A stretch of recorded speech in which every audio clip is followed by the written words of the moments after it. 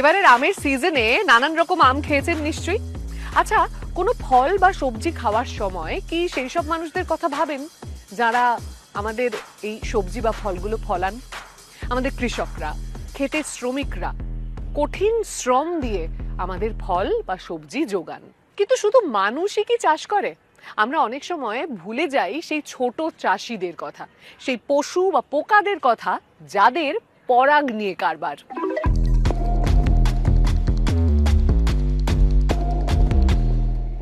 ফুল আছে এমন গাছের ৯০% পরাগ মিলন করায় প্রাণীরা। তাদের শুধু দরকার সঠিক পরিবেশ। অনেক সময় তাদেরকে একেবারে অপ্রত্যাশিত জায়গাতেও খুঁজে পাওয়া যায়। তাদের ছাড়া আমাদের খাদ্য ব্যবস্থা একেবারে ধসে পড়বে।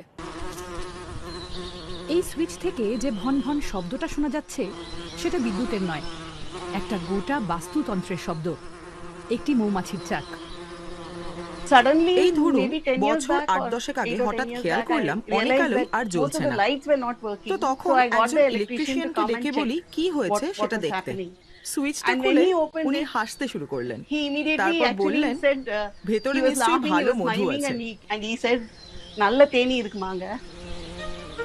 ফ্রেঞ্চ ইনস্টিটিউট অফ পন্ডিচেরিতে সারা জীবন মৌমাছি ও পরাগ রেণু নিয়ে গবেষণা করেছেন ডক্টর অনুপমা।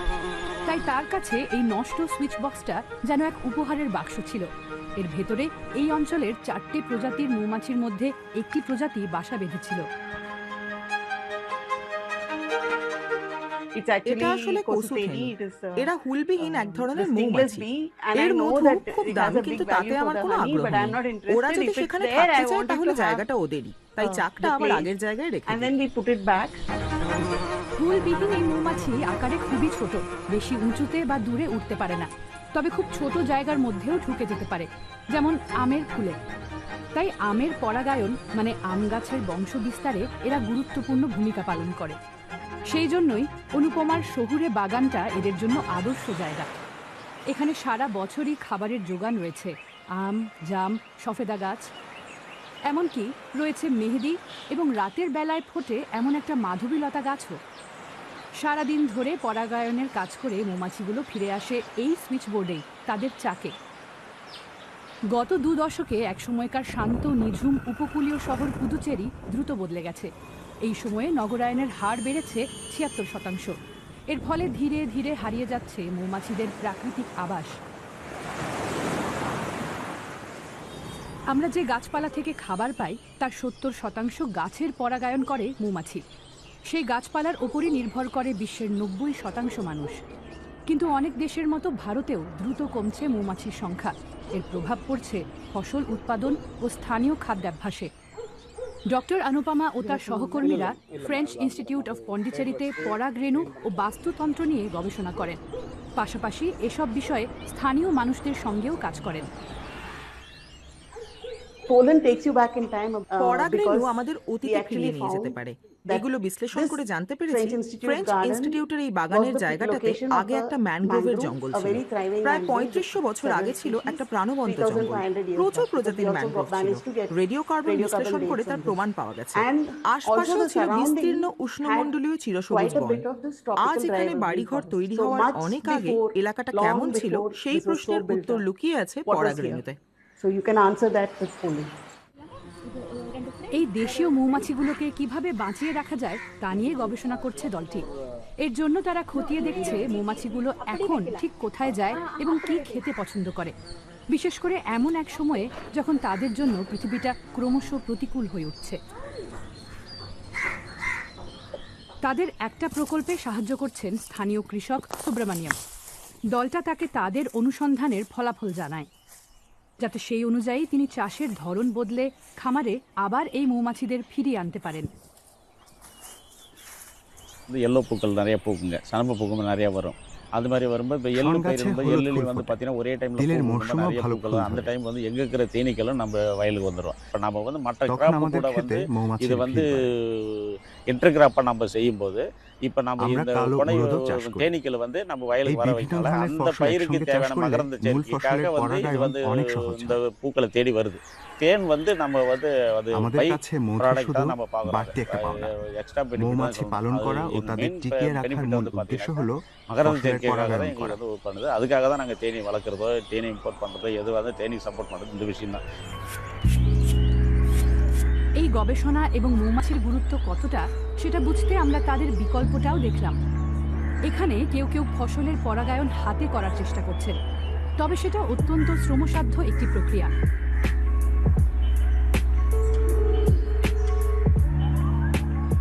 So ব্যাপারটা the thing হচ্ছে is, হ্যাঁ এই yes, কাজটা they মানুষকে use দিয়েও people to করানো do হয়, it, কিন্তু but এটা it's তাদের also জন্য very, very ভীষণই tough and কঠিন এবং challenging চ্যালেঞ্জিং process একটা for the প্রক্রিয়া। people doing it বেশিরভাগ also. ক্ষেত্রেই Usually নারীরা it's এই women কাজটা and করেন usually it's এবং Dalit মূলত women দলিত doing it. নারীরা করেন। It's এটা it's সত্যিই বড় actually a একটা very big চ্যালেঞ্জ। challenge. আমাদের And সেই পথে we যাওয়া shouldn't উচিত be নয়, বরং going for that. কৃষিক্ষেত্রে Rather, we যথেষ্ট should পরিমাণ have, পরাগবাহী প্রাণী থাকাটা enough জরুরি। pollinators on a farmland. শহরে বসবাস করা অনেকের কাছেই মৌমাছি হারিয়ে যাওয়া হয়তো কৃষকদের সমস্যা বলে মনে হতে পারে, কিন্তু যে ছোট মৌমাছিগুলো খুব বেশি দূর পর্যন্ত উঠতে পারে না, তাদের জন্য শহুরে বাগানগুলো হয়ে উঠতে পারে গুরুত্বপূর্ণ আশ্রয়। সেখানে তারা বিশ্রাম পায়, খাবার পায় এবং শহরের কংক্রিটের জঙ্গলেই টিকে থাকতে পারে। First time we opened, প্রথমবার একটা মৌমাছির চাক খুলে আমি Hive. মুগ্ধ হয়ে গেছিলাম। I was completely mesmerized. তখন বললাম, এটাই সেই শব্দ যেটার অভাব আমি এতদিন ধরে অনুভব This was করছি, the sound যে I শব্দের was সঙ্গে সবকিছুর missing. বেড়ে ওঠা জড়িয়ে আছে। Sound that সেই made শব্দটাই আর everything শোনা grow. যাচ্ছিল না।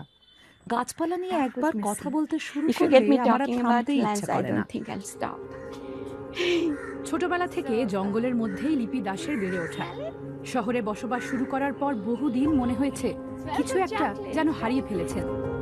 আজ যে ধূসর শহুরে বিল্ডিংয়ে থাকেন সেটাকে সবুজে ভরা এক বাগানে বদলে দিয়েছেন। রয়েছে অসংখ্য মৌমাছি।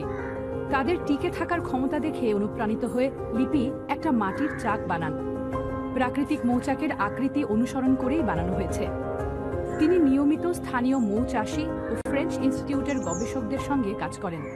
নিরাপদে চাকটা নতুন জায়গায় বসাতে বা বড় হয়ে ওঠা চাকের জন্য আরও জায়গা করতে তাদের সাহায্য নেন। এই মৌচাকটা 2 বছরে কেউ হাত দেয়নি। The core আসল issue বিষয় হলো আরো গাছ is to লাগাতে হবে, plant তবে ভেবে more. চিন্তে লাগাতে হবে। Not এই only পৃথিবী plant, আমরা but অন্য plant প্রাণীদের সঙ্গে ভাগ intelligently. করে নিই। We share this ওরা না planet with থাকলে all other আমরাও টিকে species. থাকবো না। I won't live if they don't. দেশীয় পরাগবাহীদের রক্ষা করা শুধু ভালো কাজ নয়, এটা মানুষের অস্তিত্বের প্রশ্ন।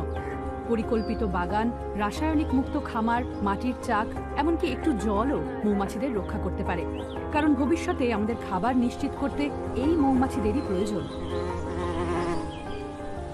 মৌচাক তৈরি হয় অসাধারণ এক প্রক্রিয়ায়। প্রথমে মৌমাছিরা খুঁজে বের করে তাদের পছন্দের একটি এলাকা, এরপর একে অপরের পা ধরে গাঁটছড়া বেঁধে নেয়, আর তারপর আসে নির্মাণ সামগ্রী, বিজওয়্যাক্স বা মোম। মৌমাছিরা তাদের ডানার পেশি দিয়ে এই মোম গরম করে নেয় এমনভাবে যাতে নিখুঁত ছোট্ট মোমের সিলিন্ডার বানানো যায়। একটা একটা করে এই সিলিন্ডার জুড়ে যায় আর স্বাভাবিক নিয়মেই ষড়ভুজ তৈরি হয়। জ্যামিতির নিয়ম বলে ষড়ভুজ প্রকৃতির সবচেয়ে শক্তিশালী আর কার্যকরী আকার। অল্প অল্প করে তৈরি হয় এই বিশাল নিখুঁত মৌচাক। বাইরে থেকে দেখে তার শক্তি বোঝা কঠিন। আচ্ছা, আমরাও কি এভাবে বাড়ি তৈরি করতে পারি না? প্রকৃতির এই কাঠামো তৈরির প্রক্রিয়া থেকে কি শিখতে পারি আমরা? এখানে অর্ধেক কাজটাই হলো মডিউল এদিক ওদিক করা, পাশাপাশি বসিয়ে শক্ত করে জুড়ে দেওয়া। দিনে প্রায় 25টা করে বসানো হয়। This is a totally এটা different way নির্মাণ of শিল্পের ভিন্ন construction পদ্ধতি। because সবকিছুই আগে everything থেকে is কারখানায় ready-made in the factory. বার্লিনের এই লিস্টেনবার্গ জেলায় এমন অনেক সস্তা পূর্ব নির্মিত বাড়ি রয়েছে। এগুলোকে বলা হয় প্লাটেনবাউ। দ্বিতীয় বিশ্বযুদ্ধের পরে বার্লিনে খুব দ্রুত বিপুল পরিমাণ আবাসন নির্মাণের প্রয়োজন ছিল। তৎকালীন পূর্ব বার্লিনে অর্থাৎ কমিউনিস্ট অংশে এর সমাধান ছিল প্লাটেনবাউ। আগে থেকেই তৈরি বিশাল কংক্রিটের প্যানেল এনে জোড়া লাগানো হতো। এতে একই ধরনের বাড়ি বানানো যেত দ্রুত। পূর্ব জার্মানিতে এভাবে 10 লাখেরও বেশি ফ্ল্যাট তৈরি হয়। পূর্ব ইউরোপেও একই জিনিস দেখা যায়। একসময় প্লাটেনবাউয়ের বেশ চাহিদা ছিল, কিন্তু আজকাল আর তেমন নেই। তবে এর বদনাম সত্ত্বেও অনেকেই এই পদ্ধতি ফিরিয়ে আনতে চান। তাদের মতে বর্তমান সময়ের অন্যতম বড় একটা সমস্যার সমাধান হতে পারে এটা। ব্যাপারটা আসলে কি? উত্তরের একটা অংশ লুকিয়ে আছে লিকটেনবার্গ থেকে প্রায় 700 কিলোমিটার পশ্চিমে নেদারল্যান্ডসে। আমরা পৌঁছলাম এই বিশাল কারখানায়। You need a safety vest. Oh yeah.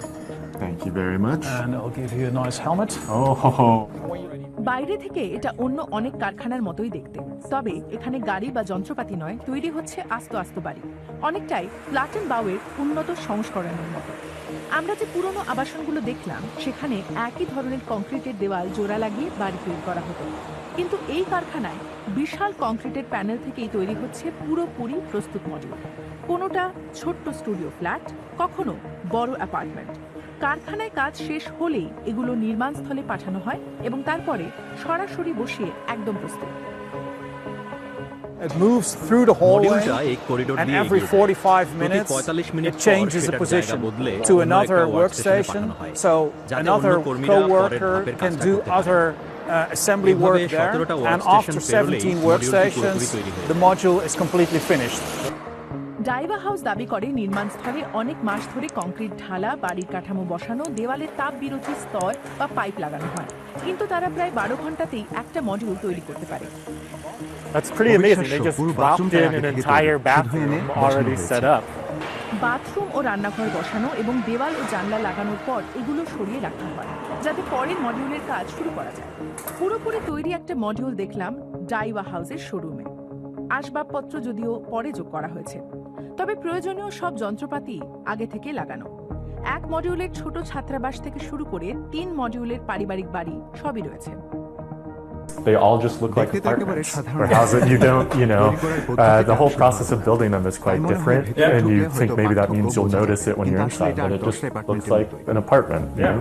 কারখানায় প্রতিটি ধাপের কর্মীরাই নিজেদের কাজে বিশেষজ্ঞ এবং সাধারণ নির্মাণস্থলের তুলনায় কর্মীও এখানে অনেক কম। এদের হিসেব অনুযায়ী এই রকম ভাবে বাড়ি বানালে খরচ কমে যায় এবং একটা প্রকল্প শেষ করতে সময়টা প্রায় অর্ধেক লাগে। নিখুঁত পরিকল্পনা হয় বলে অপচয় কমে যায় এবং মডিউল ব্যবহার করার দীর্ঘমেয়াদী সুবিধাও রয়েছে। It's more sustainable than in a traditional building. You can't move a traditional building. You need to tear it down when the function or the location needs to be changed.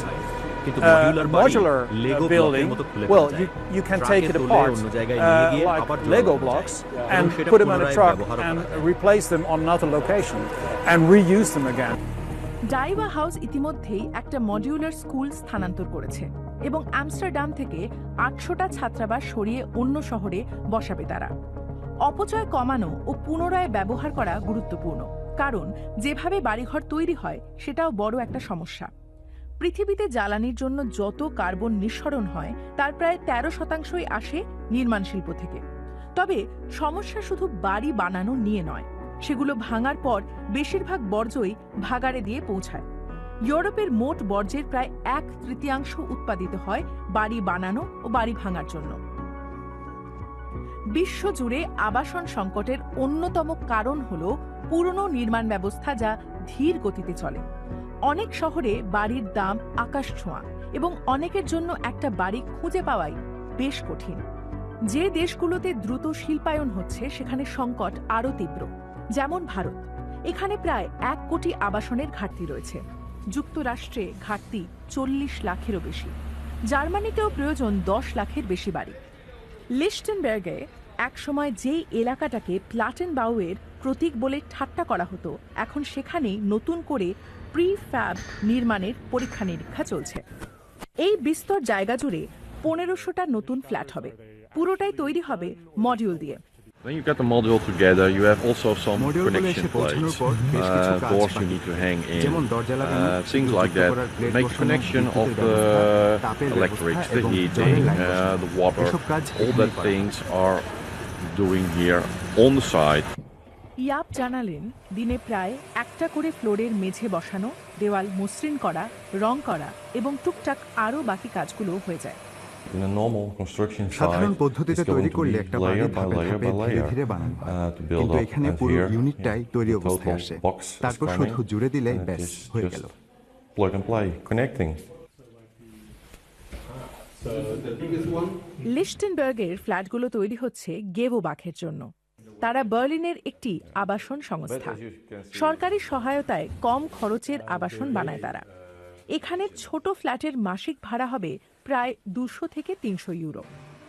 সংস্থাটা ৭৫,০০০ apartment পরিচালনা করে, তবে প্রথমবার modular বাড়ি বানাচ্ছে।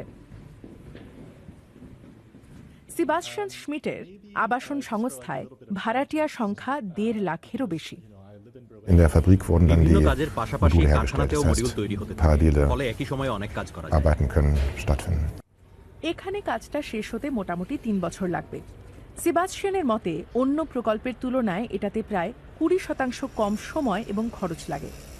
গেভোবাখের জন্য modular নির্মাণ নতুন, তবে এটা ঘিরে রয়েছে পুরনো প্লাটেনবাউ। পুরনো পদ্ধতি নতুন মোড়কে। Also wenn wir uns so die যুদ্ধ পরবর্তী সময়ের Plattenbauten aus প্লাটেনবাউ দেখলে der বুঝবেন সেখানে Nachkriegszeit কংক্রিটের anschauen, প্যানেলই সরাসরি dass man দেয়াল natürlich হিসেবে dann বসানো হতো। einzelne মানও Teile, খুব also একটা Wände, ভালো die ছিল dann না, installiert worden sind, কিন্তু এখন ব্যাপারটা auch একদম আলাদা। qualitativ jetzt nicht সবকিছু besonders প্রযুক্তির hochwertig. সাহায্যে Und das ist hier পরিকল্পনা ganz করা anders. Ne? হয়েছে, Also hier ist wirklich ব্যবহার sehr করা হয়েছে উন্নত technologisiert, উপকরণ geplant, এবং mit এটা guten পরিবেশ বান্ধব। Materialien, nachhaltig. যদিও এই পদ্ধতি ব্যবহারের মূল কারণ এখন যে এটা পরিবেশ বান্ধব ও সুপরিকল্পিত, কিন্তু যখন এই নির্মাণ জোয়ার উঠেছিল তখন পূর্ব ইউরোপে দ্রুত বাড়ি বানাতে চেয়েছিল তারা। স্থায়িত্ব বা পরিবেশ নিয়ে ভাবা হয়। তাছাড়া মডিউলার বাড়িতে জ্বালানির চাহিদাও কম, সময় ও উপকরণের অপচয়ও কম হয়। তার মানে কাজটা প্রথম থেকেই নিখুঁতভাবে করতে হবে। শিগগিরই কয়েক হাজার মানুষ এখানে বাস করবেন, তবে বার্লিনের আবাসন সংকটের তুলনায় এটা সমুদ্রে 1 ফোঁটা জল ফেলার মতো। এই ধরনের বিশাল কারখানা গড়ে তোলার আগে প্রচুর অর্থ বিনিয়োগ করতে হয়, তাই মডিউলার নির্মাণ দীর্ঘমেয়াদী খরচ বাঁচালেও শুরু করাটা সবসময় সহজ নয়। সুইডেন ও নেদারল্যান্ডসের মতো দেশগুলোতে মডিউলার নির্মাণ অনেক বেশি ব্যবহৃত হয়। তারা এটার জন্য বহুদিন ধরে প্রয়োজনীয় কারখানা ও অন্যান্য ব্যবস্থায় বিনিয়োগ করে। অন্যান্য দেশের ক্ষেত্রে যেমন ভারতে চ্যালেঞ্জটা একটু আলাদা। When we are looking at construction industry, it's not very central. ইনি পরিবেশ বান্ধব ও টেকসই আবাসন নিয়ে গবেষণা করেন। We may have to develop indigenous systems where the prefab or the modules can be generated at a smaller scale and it is less capital intensive. Modular নির্মাণকে স্থানীয় জায়গার সাথে মানিয়ে নেওয়াতে পারলে এর ব্যবহার আরো বাড়তে পারে, বিশেষ করে ভৌগোলিকভাবে বৈচিত্র্যপূর্ণ দেশগুলোতে। You have, Himalayas in the north, which is extremely cold, and then in the south we are just 8 degrees north of equator. Modular construction would be really good, particularly for affordable. But if we do not vary it with the regions and the climate within our country, it is not going to really help us. একই ধরনের অনেক আবাসন তৈরির ক্ষেত্রে modular নির্মাণ সত্যি কার্যকর, যেমন ছাত্রাবাস, সরকারের তৈরি সস্তার আবাসন বা বড় আবাসন প্রকল্প। তবে এক একজনের চাহিদা অনুযায়ী বাড়ি বানানোর ক্ষেত্রে এর সুবিধা কম। সব সমস্যার সমাধান না হলেও এর সম্ভাবনা অনেক। পর্যাপ্ত পরিকল্পনা ও বিনিয়োগ থাকলে দ্রুত, কম খরচে এবং পরিবেশের কম ক্ষতি করে এর নির্মাণ সম্ভব। এই গরমে এই তরতাজা আম 4 দিনে পচে যাবে। শুরুটা এই একটা আম দিয়ে, কিন্তু সমস্যাটা বিশাল। বিশ্বে বছরে 1 বিলিয়ন টনেরও বেশি খাবার নষ্ট হয়, এবং যে দেশে এত মানুষ ঠিক করে দুবেলা খেতে পায় না সেখানে সমস্যাটা আরো গুরুতর। আমাদের মৌসুমী জলবায়ু আর গরম তাপমাত্রার কারণে ফল আর সবজির এত ক্ষতি হয় যে তার 30 থেকে 40% ক্রেতাদের কাছে পৌঁছই না।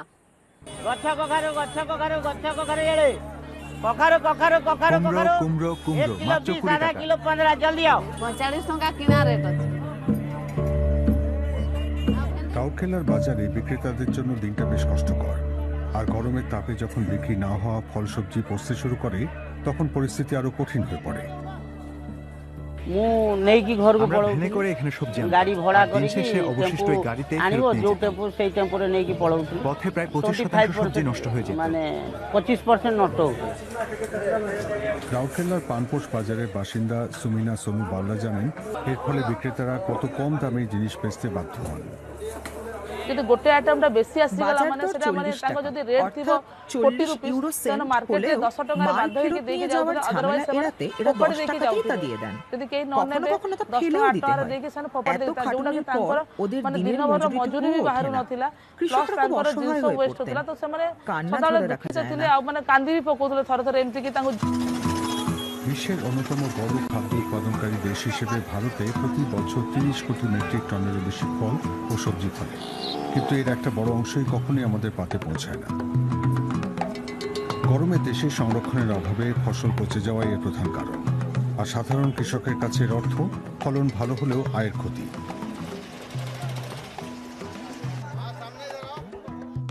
তবে রাউরকেল্লা মিউনিসিপ্যাল কর্পোরেশনের একটি পরীক্ষামূলক প্রকল্পে এর সমাধান মিলেছে। শহর জুড়ে তারা সৌরচালিত ছোট হিমাগার বা কোল্ড রুম বসিয়েছেন, আর তুলসী দাসের মতো নারীরা এগুলি পরিচালনা করছেন। কোল্ড রুম রে গোটে আমরা ফার্মার ক্রেট তার প্রতি দিনে মাত্র গোটে 3 টাকা বা 3 ইউরো সেন্ট করে নিই। 25 এই কিলো সামান্য খাଉଛି, টাকাটা গোটে কৃষকদের সাধ্যের মধ্যে। দিনকু 3 টাকা আগে দଉଛି। ওদের অনেক যদি টাকার সবজি 300 টাকা তার নষ্ট গোটে হতো। দিনে নষ্ট দেখে হয়ে খুব যাচ্ছে, 3 খারাপ টাকা লাগতো। যদি বঞ্চি এখন পাଉଛି মাত্র 3 তো সে টাকা কাହିଁକି খরচ ନ করেই ରଖି অপচয় ବଞ୍ଚେଇବ কমছে। ପଇସାଟା। আর ওরা ଫ୍ରେଶ୍ আয়ও ରଖୁଛି, বেশি ଜିନିଷ করছে। ଭଲ ରହୁଛି, 3 টাকাରେ ଆରାମ ରଖିକି ନେଇପାରୁ ଜିନିଷଟା।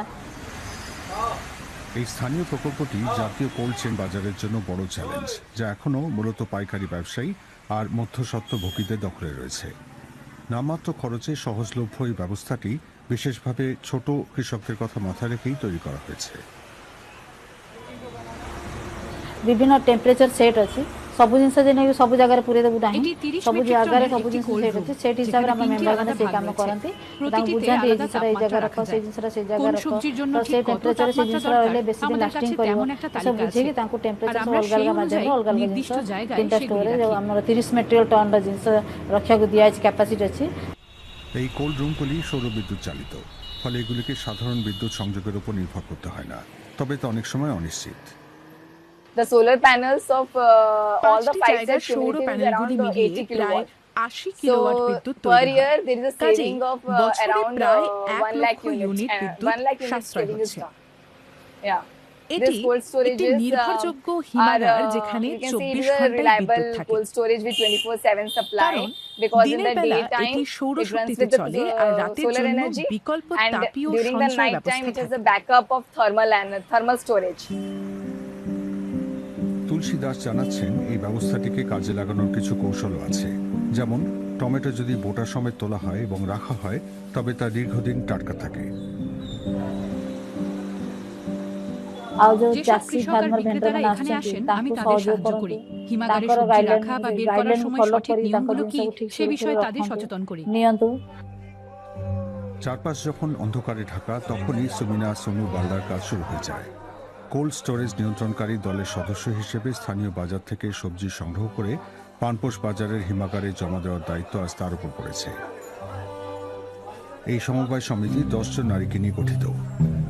তারা পালা করে সব কাজ সামলান, সে কৃষকদের কাছ থেকে ফসল বুঝে নেওয়াই হোক, তাপমাত্রার হিসাব রাখা হোক, ডেলিভারি দেওয়া হোক, কিংবা অর্গানিক কমিউনিটি স্টোর চালানোই হোক।